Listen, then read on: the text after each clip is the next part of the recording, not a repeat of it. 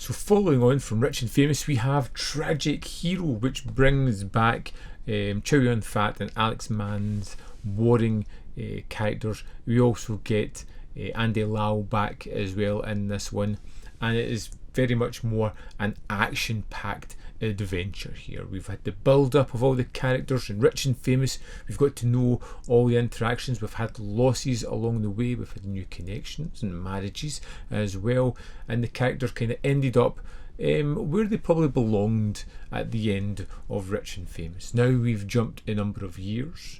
We have Alex Mann's character out of prison, building himself his own little empire and starting to take out various gangsters along the way.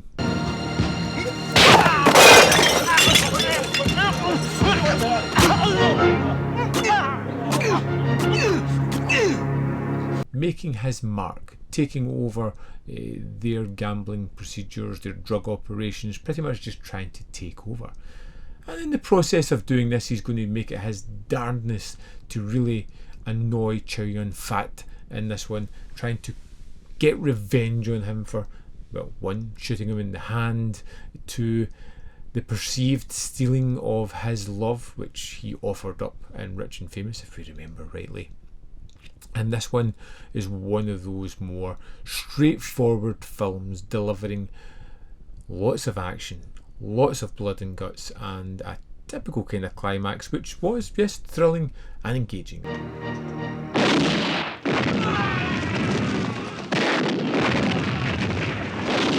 I liked Tragic Hero a lot. I liked it more than Rich and Famous, but I think that movie kind of enriches this one, because by the time we get here, I've seen the characters, I know the situations, and I'm waiting for the carnage to, well, be delivered.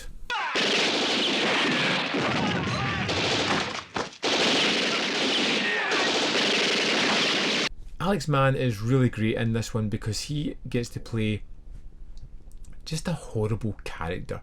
You know, Tang Kat Yung is just despicable, and in this one he really ramps it up, becoming that almost megalomaniacal bad guy that is terrific in films. I've said it before, and no doubt I'll say it again. If you've got a really great bad guy to rally against, it gives our hero purpose, gives us someone to really hope saves the day, and gives you that good versus evil battle, which you always kind of like in films, or I do anyway.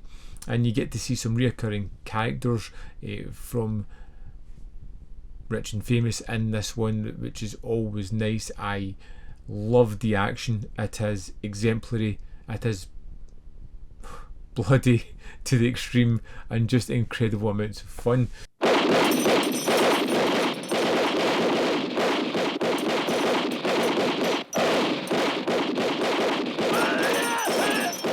There are several standout sequences as we slowly watch Alex Mann take down Chow Yun-fat's operation, take down all of the criminal operations in typical fashion. He's definitely got a lot smarter from his time in prison and plays things out perfectly well. We see him slowly take away the empire that Chow Yun-fat has built brick by brick, taking away the police protection that they have, taking away his friends, taking away his other gangster operation friends that he could rely on. He slowly started to take everything away part by part, ripping his life apart. And it's frustrating, it's annoying, because I'm on Chow Yun-fat's side. I know the character he is, I want him to be okay. Alex Mann is just the bad guy that just continually makes me angry. At one point, having his dad beat up just because he didn't like the way he was talking to him.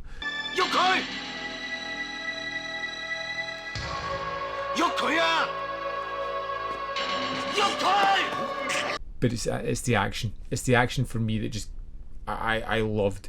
Bloody, brutal, people die. It's horrific. It gets to that finale, which is explosive, literally and figuratively, which I just absolutely adored.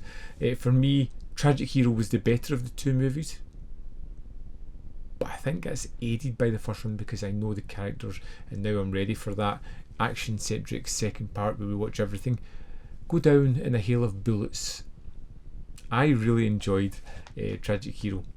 I liked Rich and Famous. I enjoyed the Tragic Hero, the follow-up.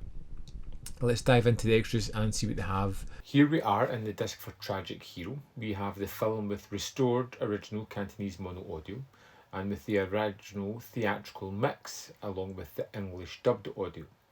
As for extras, we've got two notable ones here. Heroes and Villains, Johnny Mac style, an interview with screenwriter Manfred Wong, which is 22 minutes and 3 seconds. Now, in this one, he gets into a little bit about his career, how he gets started in screenwriting, and then more fascinating for me was how Rich and Famous turned out to be a prequel to Tragic Hero.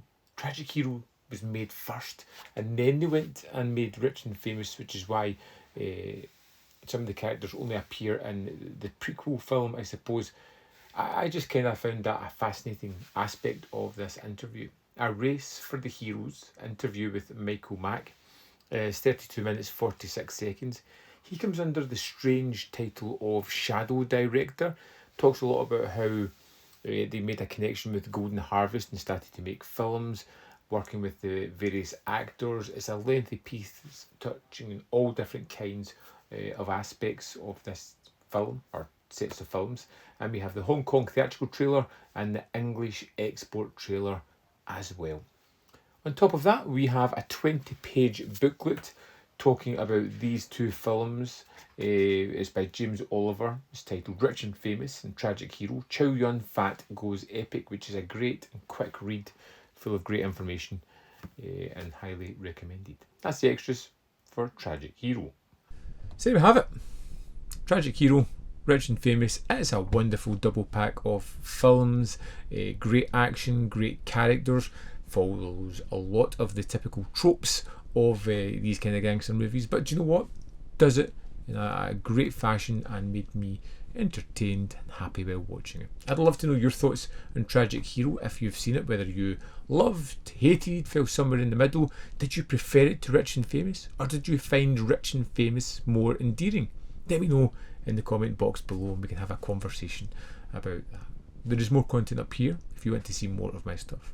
In the description box below are links to Patreon, membership program and manvfilm.com, all ways in which you can support me.